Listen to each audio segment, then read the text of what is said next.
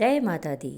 दोस्तों, आज आपके लिए मैं लेकर आई हूँ शुक्रवार व्रत, संतोषी माता के व्रत से संबंधित संपूर्ण जानकारी। ये व्रत कैसे करना चाहिए, इस व्रत में क्या खाना चाहिए और जब हम व्रत करते हैं तो इसकी शुरुआत कब से करनी चाहिए। क्योंकि यदि इस व्रत में जरा सी भी गलती होती है या माता के पूजन में कोई गलती होती है तो व्रत का हमें उतना फल नहीं मिलता है जितना हमें मिलना चाहिए। तो यदि सच्ची श्रद्धा भक्ति से आप करेंगे, पूरे नियम पालन से करेंगे तो माता आप पर अति प्रसन्न होंगी।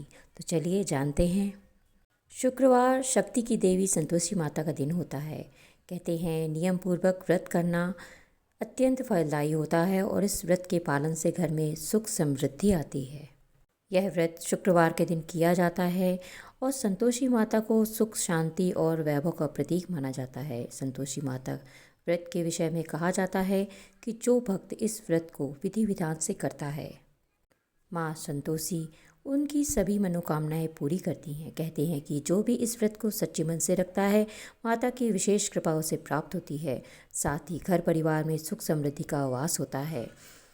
माता संतोषी भगवान श्री गणेश की पुत्री हैं। माता संतोषी की पूजा करने से धन और विवाह संबंधी समस्याएं भी दूर होने की मान्यता है। लेकिन इस व्रत को करने के लिए कुछ बातों का ध्यान रखना बेहद ज़रूरी है। तो चलिए आपको बताते हैं संतोषी माता की पूजा करने की विधि।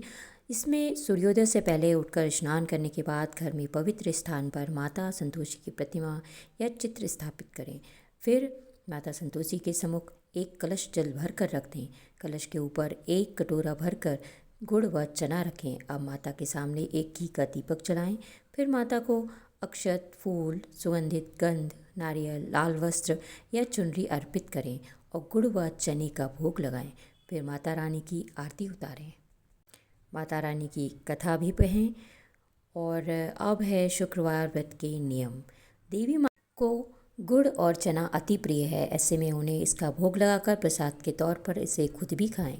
शुक्रवार व्रत के दिन न सिर्फ व्रती बल्कि घर के बाकी सदस्यों को भी इस दिन खट्टी चीज़ें खाने से परहेज करना चाहिए। घर का कोई भी सदस्य इस दिन मदिरा पान न करे। मदिरा पान से व्रत का कोई फल नहीं मिलता है। पूजा के दौरान माँ संतोषी को कमल का पुष्प अर्पित करना चाहिए। इस दिन खीर में शहद मिलाकर माता लक्ष्मी का भोग लगाना चाहिए और घर की बड़ी महिला को देकर फिर सभी में खीर बांट दें। इसका बहुत महत्व है कि माता संतोषी की पूजा अर्चना से जीवन में सुख और समृद्धि आती है। शुक्रवार के दिन संतोषी माता का व्रत रखने से व्यक्ति की मनोकामनाएं पूरी होती हैं। अगर कोई अविवाहित कन्या 16 शुक्रवार के व्रत रखती है तो उसकी शादी शीघ्र हो जाती है। वहीं विवाहित महिलाओं को व्रत रखने से सौभाग्य की प्राप्ति होती है। अब है संतोषी माता का व्रत हमें कब शुरू करना चाहिए। तो संतोषी माता का व्रत किसी भी महीने के शुक्ल पक्ष के पहले शुक्रवार से शुरू किया जा सकता है। इस व्रत को लगातार 16 शुक्रवार तक रखा जाता है। इस दिन व्रत करने वाले को लाल वस्त्र पहनने चाहिए। तो दोस्तों, ये थी संतोषी माता के व्रत से संबंधित जानकारी। कुछ नियम, कुछ महत्व जो आपके काम के हो सकते हैं। और अगर आपने पूरा वीडियो फुल सुना है तो इसके लिए आपको धन्यवाद।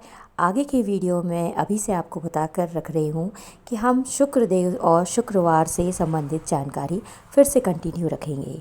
तो इसके लिए बने रहिए मेरे चैनल पर। और अगर आप नए हैं तो मेरे चैनल को सब्सक्राइब करना बिल्कुल भी ना भूलें। एक लाइक ज़रूर करिएगा और कमेंट करके बताइएगा कि आप कहाँ से मेरे चैनल को देखते हैं, किस जगह से हैं आप। आपका नाम मैं अपने चैनल पर ज़रूर लूँगी। तब तक के लिए जय श्री राम, जय माता दी।